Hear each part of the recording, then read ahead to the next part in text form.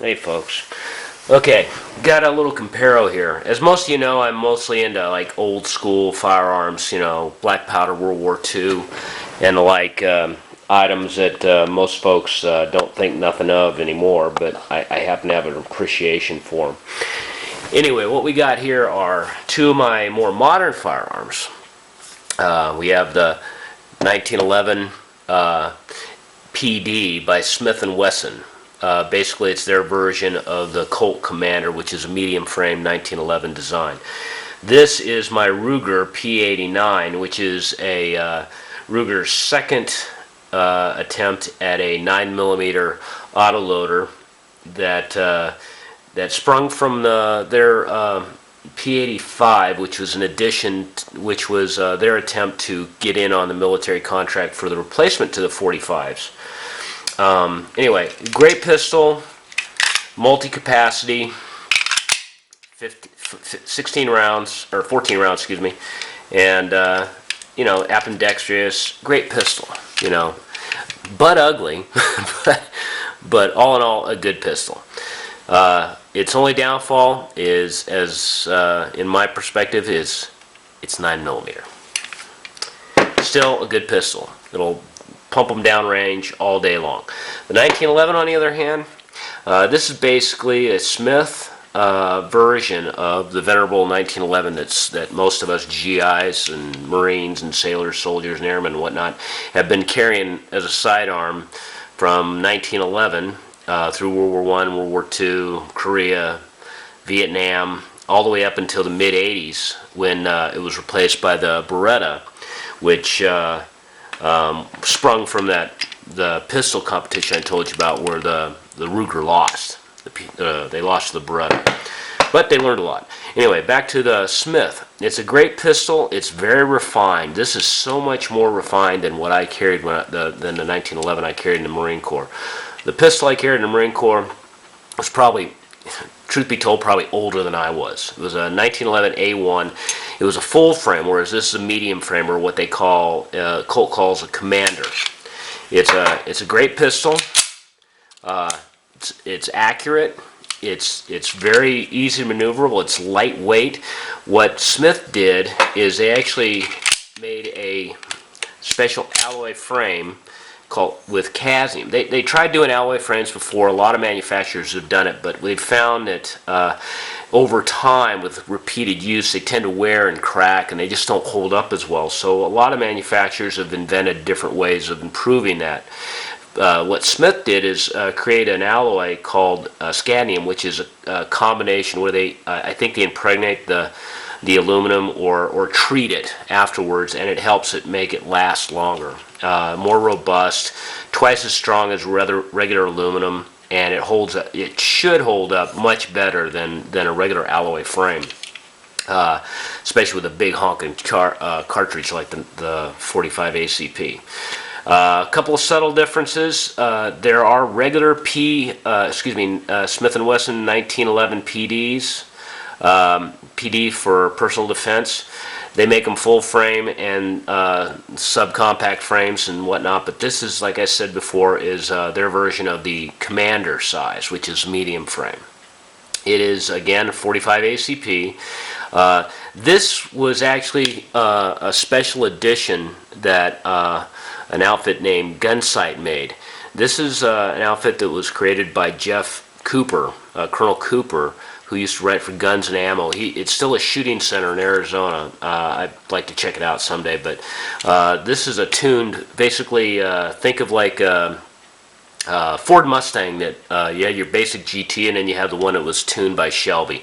This is the way I'd look at it. This would be like the Shelby of the 1911s, in my opinion. And that's who Colonel Cooper was. In my opinion, he was like the Carroll Shelby of shooting sports.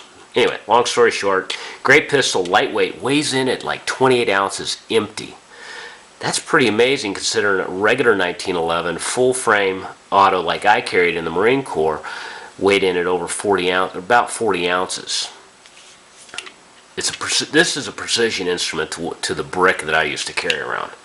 It's an awesome piece.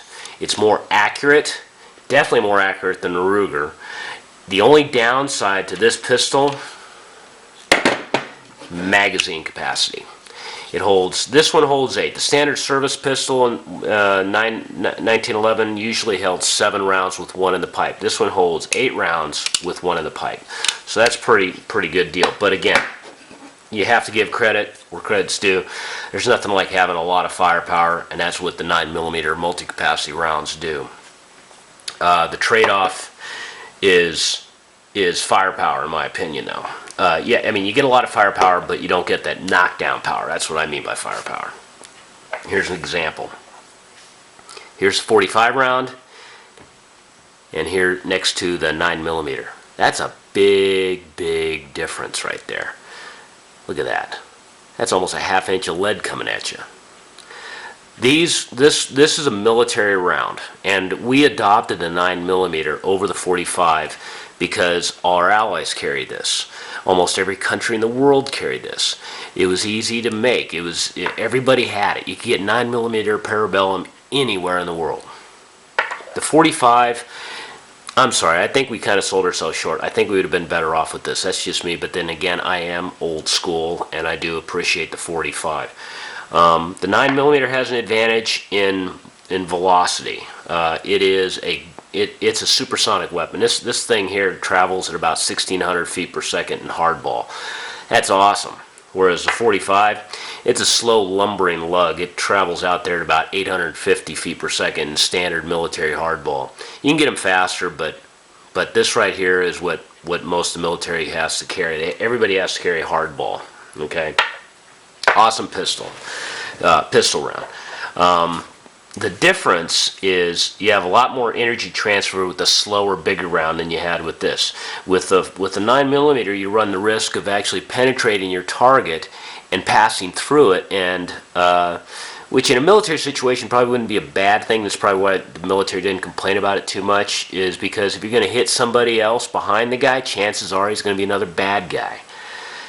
Home defense, the 45 probably has a better advantage because it's gonna 9 times out of 10 it's probably gonna stay in the target, even a hardball. But it does have a lot of energy transfer. Believe it or not, in the original trials for the 45 ACP, they had a test. And you got to remember, this was a test conducted by cavalry officers in the Army and stuff like that. And one of the ordnance tests was to check knockdown power. And they actually shot at a horse at a full gait to see if it would bring the horse down. And it did. Shot it in the chest, came down. Obviously, not very PC by today's standards, but you got to remember this was the early 20th century before World War I. And we'd had very fresh, raw experiences still in our mind of the Moros in the Philippines during the banana wars, where we were dealing with people where a standard 38 round just wouldn't stop them. So we wanted something. We were reverting back to the 45 caliber, something bigger to not get that extra knockdown power. Now, when you talk about knockdown power, a lot of people do stuff like this. They'll get these hollow points. This is what's called a black talon. They don't make them anymore. They weren't really outlawed. They just stopped making them because it had a very ominous name, a very scary black talon. But you know what? You can buy these today. They just call them different things. It's basically a hollow point with these serrations on the side that help with expansion when it hits the target. So it doesn't really penetrate. It penetrates, but it won't pass through necessarily. But it has a better chance to pass through than a 45. This is what is a Winchester silver tip. Again, you got the serration. It's got a big hollow cavity right there, so it actually blooms. It mushrooms out. You don't get a lot of fragmentation, and the bullet will 99% of the time probably stay in whatever you're shooting at.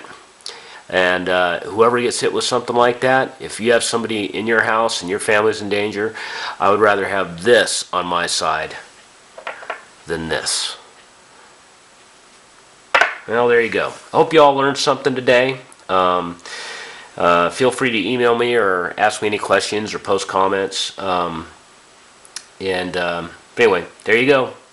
911 versus 45. If I had my ruthers, I'll stay with the 45. Hit what I'm aiming at. It's a much more accurate piece. This here, you can throw a lot of rounds down range, but will that guy keep coming at you? Fun pistol to shoot. Fun pistol to shoot. But if it came down to a life on the line, I think I'd rather go with the bigger caliber. tell me. Hope everybody has a great day. Night.